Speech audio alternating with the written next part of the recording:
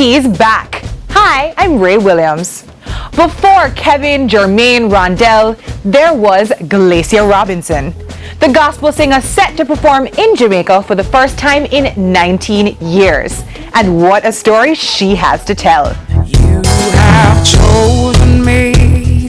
Glacia Robinson, a rising gospel star back in the day. Hold my hand today, lest I fall. One line. Guide my steps on. Her breakout song, Hold My Hand, recorded in 1998. Shortly afterwards, Robinson fell ill with a mystery malady. And I went from one hospital to the next, and the doctors couldn't diagnose my condition. People come to my bedside, they said there must have been some secret sin that you committed, Glacia. Search yourself, go to an Obeah man. But I said, if God can't do it, no man can. These photos show Glacia at her worst in hospital, but what she attributes her sickness to may surprise you. Did it eventually become clear what the problem was? Yes. Well, definitely the Lord revealed to me that it was a curse of death that was placed on me, Obeah. People tried to kill me because of the gift and the success. So they different people, and he showed me all of them. He showed me who they were. Are you telling me that you thought that what afflicted you was Obeah? I know that what afflicted me was Obeah. How do you know that, Glacia? Because God is infinite, and he's the one who told it to me. Oh, Jesus! Robinson claiming to have had out-of-body experiences whilst in the ICU. I remember my spirit lifted from my body, and I went into heaven, and I also went into hell. And in hell, the demons that used to torture my body, they were now torturing the people who placed the curse of death on my life. He showed me them, he showed me what they did. You had a vision of hell? I was in the IC unit, connected to a loyal network of wires and cables, and then a bright light came into the room. And the voice said, you have an appointment with the Father, but you must come with me. And when I heard that, my spirit lifted from my body, because we're body, soul, and spirit. And there's a big monitor in the room, and the monitor flatlined, and I journeyed into the light. And when I got into the light, I went further and further into the light. By this time, the nurses and the doctors, they were shaking my body, but I couldn't respond. I was journeying into the light. Then I got there, and I realized I was in heaven. And as far as my eyes could see were angels and worshiping God. And in heaven, God himself is the source of light. And people, the angels were just bowing down before him. And I saw my great-great-great-grandparents, and they said, we're all here, but you have to go back to earth. Your assignment is not yet complete. After this, to answer your question now, the Lord said, okay, now we will go into hell. And we appeared in hell.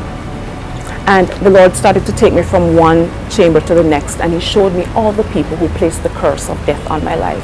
I was shocked to see some of them. Church people, family member, people in the music industry, people, just because of the gift and the voice.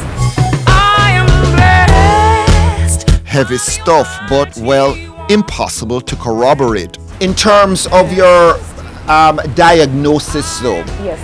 from a secular point of view, what really was happening to you? Some You of had the cancer? No, I didn't have cancer. What did you have? I had a barrage of symptoms, internal bleeding, hemorrhaging, seizures, and every day something else would pop up, but all the results were negative. But was a name put to anything? Never, ever.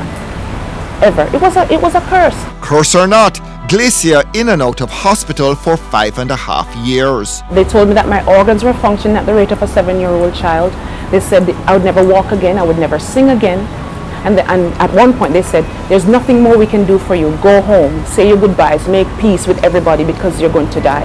And they started to give me different medications to suppress the symptoms. But it was a satanic attack. Because the people, every time they would hear that I'm getting better, they would go back to the Obeah man and place the curse, renew the covenant to say, she half dead. But the Lord said, me have to live. Oh, Jesus. Tell him. Glacia's divine intervention may be someone else's sickbed hallucinations, but she got better and yes, got married. God has lavishly decorated my life with a wonderful man of God. And may I tell you, he's been serving in the ministry for years. And when he came to me and told me that he's the one for me, I rebuked him over 10 times to tell him no. I tell you, I gave him, but the man never give up. And I'm so glad that he didn't give up on me. Is that the ring? This is the ring. Flash the ring, Glacia. Oh yeah. Flash the ring. See what God can do when you wait for him. Wait upon the Lord. God preserved me all these years as a virgin for this man. Now, yes, people who hear the little things are true. Yes, wait on the Lord. Wait, easy. Because I'm not perfect. No, we're not perfect. But God has blessed me. Such a blessing.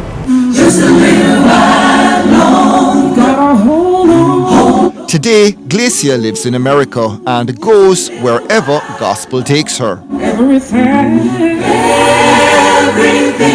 I've been traveling. I just got back from Sweden, from Israel, different places where even some people don't know about God, but the love, just sharing the testimony to say, this is what God has done for me, and God loves you. He's not out to get you. But this only her second visit back home in 19 years.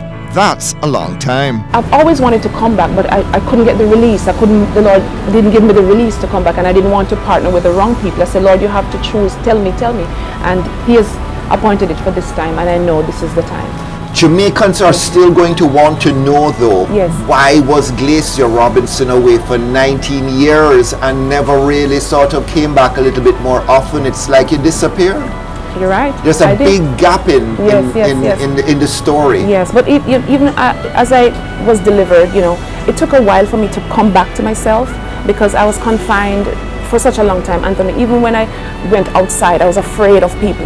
Because I was so depleted. I was so far gone. I had to learn to walk again and count and talk again, construct straight sentences. It was tough. So it took a while for me to recover. But after that, I started focusing on serving where I was until the Lord said it's time. It's time indeed. Glacia Robinson performing in Mandeville December 26 at the Manchester High School and Spanish Town at the Prison Oval December 30. And I'll be sharing my testimony in detail because since my deliverance, I haven't really come back to say, look here, see here, I made this, I'm not dead, I'm still there. Lord, I need you. Begin to cry out to him now for your self-influence. Lord, we need you. ER's conversation with Chronixx continuing tonight. The singer talking about his Chronology album, songs from which he's set to perform at 2 shows here in December. Chronixx also addressing the unacknowledged debt he says Jamaican culture owes Rastafari. In a dancehall style. Chronixx hitting the local stage in December. Chronology, the album he's been promoting internationally for much of 2017. The songs, in the singer's words, a tribute to the Jamaican sound. Starting out, did you have an idea of what you wanted? And was that matched? Was that idea matched by the finished product? Yeah, it was pretty much because I was very instrumental in the making of the album, and I produced the album myself, executive and musically. Produced most of it myself, and I work with a lot of great producers from Jamaica and all over the world, and a lot of great musicians from Jamaica and all over the world. And yeah, that's what I wanted, and it came very, very, very super close. Was it important that it didn't sound like a compilation of songs, that it was a kind of interconnected whole? Well, an album is supposed to sound like a compilation of stories that all telling stories about each other, and it's cooperative music and relevant lyrics. And so what's the central thread in this one, in your album? The Jamaican sound. It was a sonical story that I was trying to tell, to time travel through the different sounds, because we can all agree on the richness of the sounds that come out of Jamaica, over the years, and from the dancehall to the Mento, the rocksteady. For me, it was about putting all of that and tell a sonical story of, because it's not just about you're getting your intellectual ideas across. It's about celebrating the sound of Jamaica. We do it for the love and I do it for the life. Chronixx in the forefront of his generation of reggae artists, but uncomfortable perhaps with most of the focus falling on himself. Mainly for the purpose of media. It's nicer for the story, for the article if there's a superhero, but in actuality there's no superhero. Is everybody. But it's your songs, when you talk and about Protégé's songs that people are singing. It doesn't matter who are singing why in Kingston alone. We have to remember, say reggae music is a global movement. I've seen 100,000 people sing Kingston Be Wise in front of my eyes. I've seen that. I've seen 100,000 people sing she didn't know how to tell him she was in love with a Rasta man. I have seen that with my own two eyes. So in actuality, there is no superhero and everybody is playing their parts. It is really Protoje who opened the doors to our generation in many regions in the world. He was the first from our generation to perform in Chile and all of these places. Success don't come overnight. Chronixx also talking at a recent media briefing about Rastafari giving more to Jamaican culture than it's got back in terms of respect. Actual wealth of our paradise is in Rastafari. Full stop. Because the greatest Jamaican icon in the world is a Rasta man. The philosophies that govern Jamaican people are coined by Rastafari spiritualists and all of these people. What we're supposed to eat and what we're not supposed to eat, what we're supposed to drink and what we're not supposed to drink. The whole morality of Jamaica is heavily influenced by the spiritualities of Rastafari, whether you wear locks, yes or no. Rasta more influential in Jamaica than it's given credit for? ER put that question to cultural studies scholar Donna Hope. I agree with Chronixx. That is a statement that really has a lot of currency. A little bit of an overstatement in some areas, but Chronixx is right that Rastafari is a part of Jamaica. Jamaican life, Jamaican history, and Jamaican culture has not received the kind of recognition and reward and respect that it deserves in Jamaica.